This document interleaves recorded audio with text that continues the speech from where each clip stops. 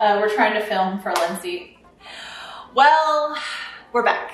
And I am so excited about this episode of Let's Eat, where it is Italian Day. Our first dish, our main dish, is no fuss lasagna. Now, this is right up my alley, especially after the events of last week and the 3 ovens and the missing ingredients. A no fuss lasagna is just the ticket. So I'm very excited about this. And this recipe is offered by our very own Peg Shelton. Peg, thank you for this. We are very excited.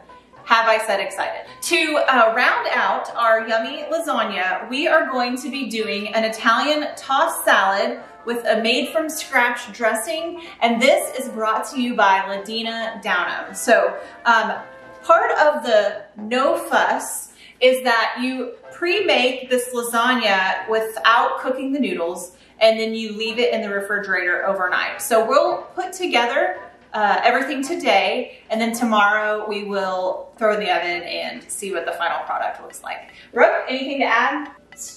Chef's kiss. Okay, well, let's get started.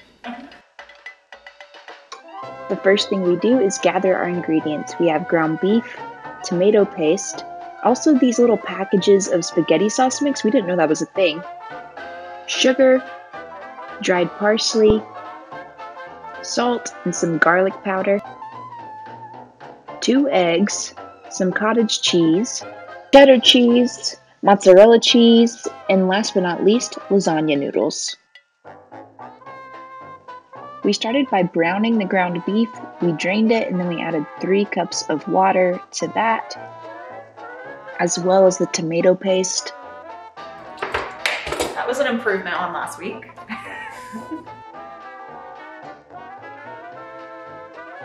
The spaghetti sauce packs, some salt and some pepper, 4 teaspoons of parsley, and garlic powder, and then we let that simmer for 20 minutes. Meanwhile, we started working on the cheese mixture. We combined the eggs, cottage cheese. Now, for the cottage cheese, I went with a small curd. I just thought that seemed like the right thing to do. But I think if you're a big, large curd. Oh no. Never mind.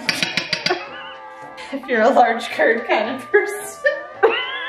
That's what I was gonna say. Okay. Well, moving on, we added the cheddar cheese and some mozzarella cheese into that mixture. We gave it a good stir, and then we set it aside so we could start the assembly process of our lasagna. We added 1/3 of the meat sauce to a baking dish. Then we placed half of the uncooked noodles over the sauce and pressed down on them. Then we added the entire bowl of the cottage cheese mixture. If you're wondering what we've been chatting about this entire time, well, you guessed it, cottage cheese. You know, like curdled milk in cheese form shouldn't make sense, it shouldn't work, but it does, right? It absolutely does. Yeah, I'm a cottage cheese fan. Me too. Okay. Then we added another layer of the meat sauce, spread that evenly, and then we added the remaining lasagna noodles. We topped it with the rest of the meat sauce, and then we wrapped it in some foil, and then we put it in the fridge for 24 hours. The next day we came back to finish our lasagna. We are going to put the cheese on. Oh no, see, this is why we always read our recipe. Bake for an hour. Bake for an hour, and then we're gonna put the remaining cheese on it and bake for an additional 15 minutes. So we're gonna go ahead and pop this in the oven, and fingers crossed, it works. So it goes in an oven at 350 degrees, and meanwhile we start working on our salad.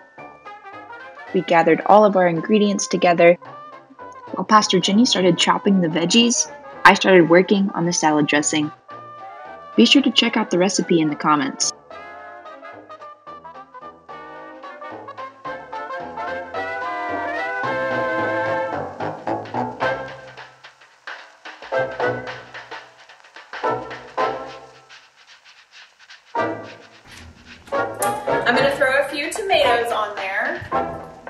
feel about tomatoes? I love Me tomatoes. too. Okay.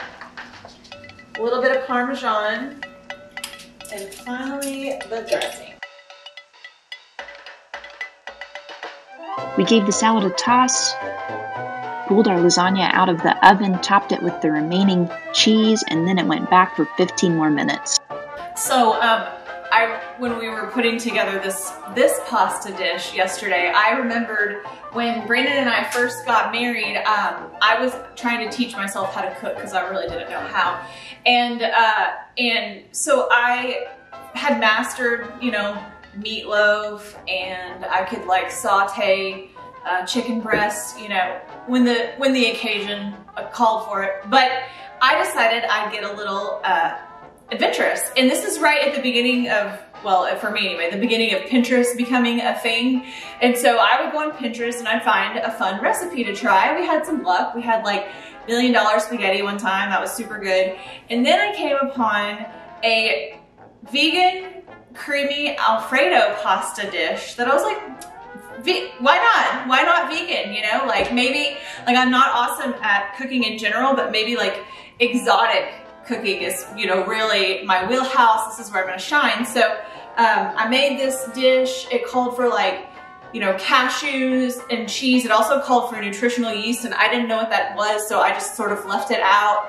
And then it called for pasta, and I had like some gluten-free pasta that I'd never tried laying around, so I just threw that in. And anyway, I did not know that gluten-free pasta tends to break down a lot faster than normal pasta, and I'd never made vegan cheese before. And so by the time it was all said and done, it looked like someone had like thrown up in the pot and we were supposed to eat it. And anyway, needless to say, we tried a few bites because we are not wasteful, but then we end up just like, we couldn't eat it. It was one of 2 meals in our marriage that we could not actually eat. And so Pinterest provides a beautiful little picture of what your meal is supposed to look like. So I snapped a picture of my pot of pasta and put it next to each other and put it on Instagram, and with like the hashtag Pinterest fail. Well, a year later, I was going through a BuzzFeed list, and it was Pinterest fails, and it was the worst Pinterest cooking fails of 2013. And I'm just scrolling along, and I see my picture of my pasta, my vegan creamy Alfredo pasta that looked like, you know, mess in a pan on the list. So basically, I'm famous for how badly I cook. It smells amazing, and we are ready to give it a try. All right, blow, remember. Cheers. Cheers.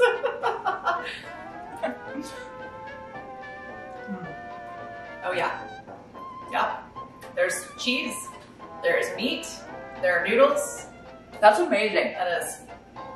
Wow, thank you so much, Peg. Yeah, thank you, Peg. That's delicious. Short on fuss, but big on flavor. I've been thinking of that for like the whole time. All right, Dena, this is your salad. I can't get over the dressing. That's delicious. Mm-hmm. It's better than Olive Garden. I'm gonna say it is. I like that there's more vegetables in it. I do too, and the Parmesan adds a lot. It's so good. Mm-hmm. Thank you, ladies, so much. Y'all, this is so good. Thank you. All right, before we go, I want to offer this blessing for Peg and for Dena. Ladies, this meal has been a joy for me and for Brooke. And so this Lent, I pray that you experience the light and the joy of Christ, and that God's Spirit would fill you up so that you can go out and share that joy with others. And know that both of you mean so much to me. See you next week.